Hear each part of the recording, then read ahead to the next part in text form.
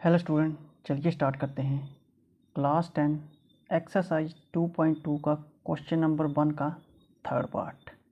ठीक है, इसमें भी जैसे फर्स्ट और सेकंड पार्ट किए वैसे ही थर्ड पार्ट होना है। इसमें भी हमने क्या करने हैं, पहले इसके जीरोस फाइंड आउट करने हैं, फिर जीरोस एंड कोफिशिएंट का क्या करना है, हमने रिलेशनशिप देखना है कि वेरीफाइड हो रहा है या नहीं हो रहा है।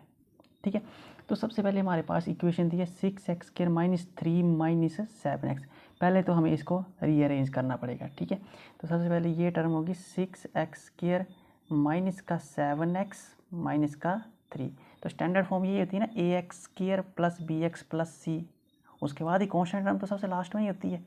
ठीक है, तो सबसे पहले हमने क्या करना है, मिडिल टर्म को स्प्लिट करना है। क्या करना है, मिडिल टर्म को स्प्लिट करना है। ठीक है, तो मिडिल टर्म को स्प्लिट ऐसे करेंगे कि देखो, सबसे पहले मिडिल टर्म जो है माइनस का 7x दी हुई है आपके पास। ठीक है, 7x को ऐसे तोड़ना है कि मल्टीप्लाई करके क्या जाएगा आपके पास 6x × 3 कितना है 18x। ठीक है, कितना है 18 है, मल्टीप्लाई करके कितना है आपके पास है 18x। ठीक है, और माइनस करके कितना है 7x। ठीक है, तो क्या फैक्टर बन जाएंगे 9 × 2 9 2 का 18 और 9 में से 2 जाते हैं, कितने रह जाते हैं 7। ठीक है, तो क्या जाएगा आपके पास 6x² माइनस का 9x माइनस का 2x, माइनस का नहीं प्लस का होगा, क्योंकि 9 में से 2 जाते हैं 7 रहता है, बड़ी वैल्यू का निशान रहता है हमेशा। ठीक है, कितना आ गया -3।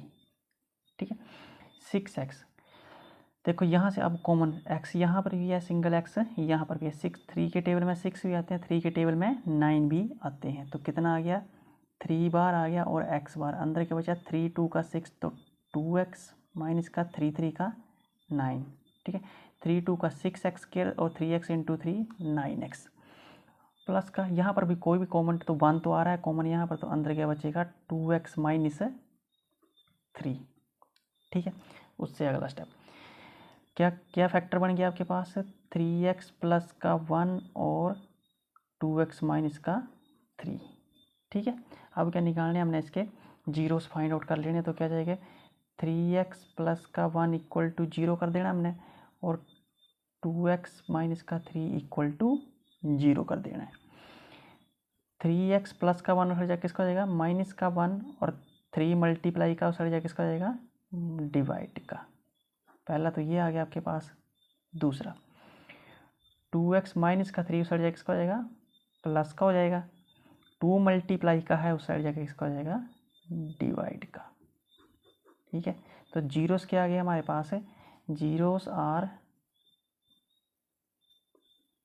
-1/3 एंड 3/2।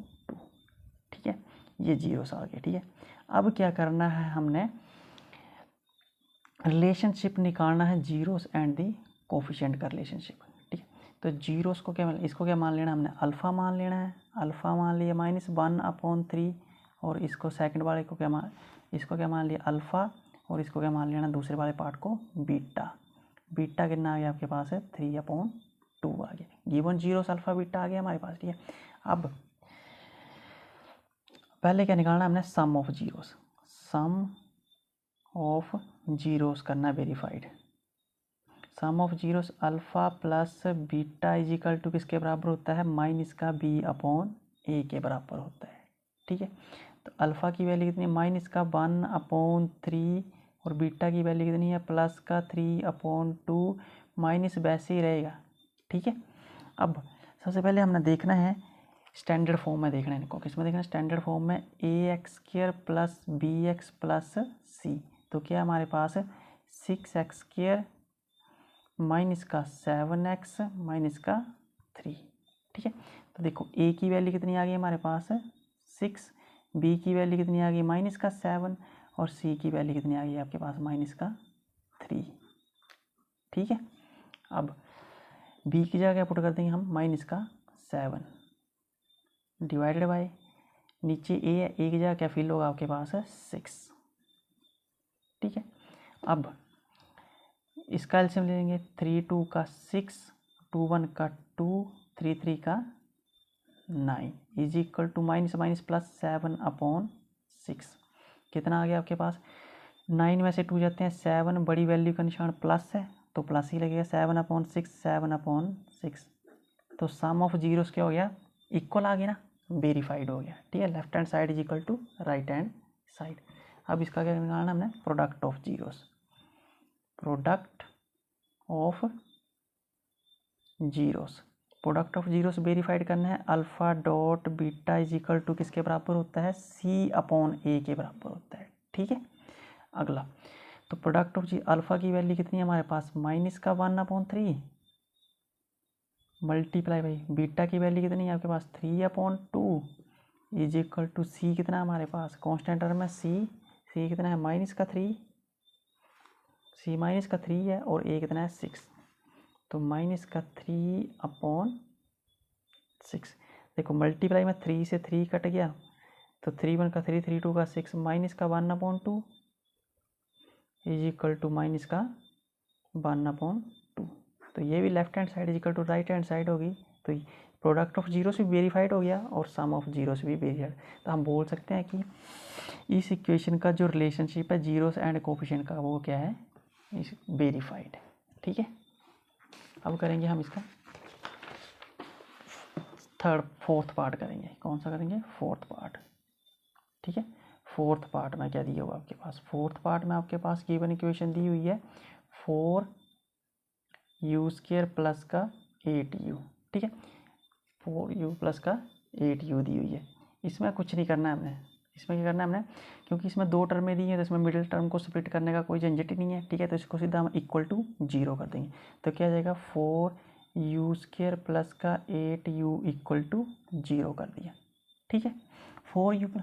अब इसमें जो कॉमन टर्म है उसको हम कॉमन निकाल लेंगे। देखो 4 कॉमन आ रहा है और u इसमें यहाँ पर भी है, u यहाँ पर भी, 4 यहाँ पर भी और सिंगल 4 एक 4 यहाँ पर भी, तो 4u कॉमन आ गया। अंदर क्या बचा आपके पास, 4u सिंगल u। देखो 4u को u से मल्टीप्लाई किया 4u² प्लस का 4 2 का 8, तो 2 इक्वल टू 0, इक्वल टू 0 कर दिया। पहले 4u इक्वल टू 0 करना है, फिर u प्लस 2 इक्वल टू 0 करना है। हमारे पास क्या आ जाएंगे, जीरोस आ जाएंगे।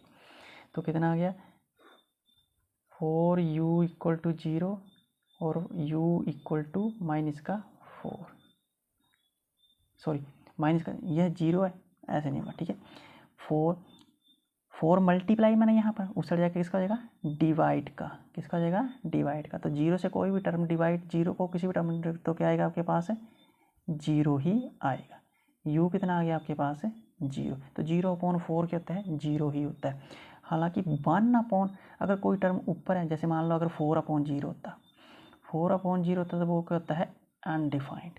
ठीक है, 0/4 क्या होता है, 0 ही होता है। ठीक है, अब दूसरी टर्म क्या है, u plus 2 equal to 0, u plus 2 equal to 0 और u इक्वल टू 2 प्लस का हो जाएगा -2। 2 जीरोस आ गए हमारे पास। जीरोस क्या है आपके पास, 0, -2। ठीक है, अब क्या करना है हमने, इसको इनका जीरोस का रिलेशनशिप फाइंड आउट करना है। ठीक है, रिलेशनशिप में जीरोस का रिलेशनशिप में देखना है कि जीरोस एंड कोफिशिएंट वेरीफाइड हो रहे हैं कि नहीं। तो क्या होता है आपके पास, सबसे पहले क्या होती है आपके पास equation standard, ax² plus bx plus c होती है। आपके पास क्या दी हुआ है, 4u² प्लस का 8u और c की तो वैल्यू नहीं दी हुई है हमारे पास, तो c को क्या लेंगे हम, 0 लेंगे। तो a की वैल्यू कितनी है 4, b की वैल्यू कितनी है 8 और c की वैल्यू कितनी है 0। तो पहले हम सम ऑफ जीरोस का देखेंगे।